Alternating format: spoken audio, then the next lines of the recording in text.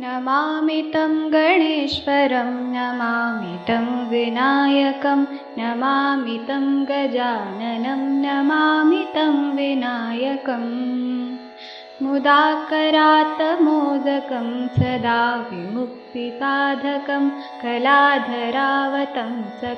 विलासिलोकरक्षकम्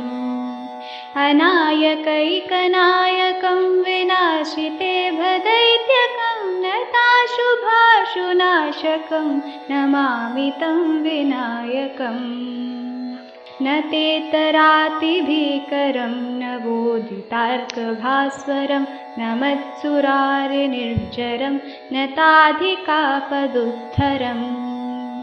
सुरेश्वरं निधीश्वरं गजेश्वरं गणेश्वरं महेश्वरं तमाश्रये परात्परं निरन्तरम् समस्तलोकशङ्करं निरस्तदैत्यकुञ्जरं दरेतरोदरं वरं वरे भवक्त्रमक्षरम् कृपाकरं क्षमाकरं मुदाकरं यशस्करं मनस्करं नमस्कृतां नमस्करोमि भास्वरम्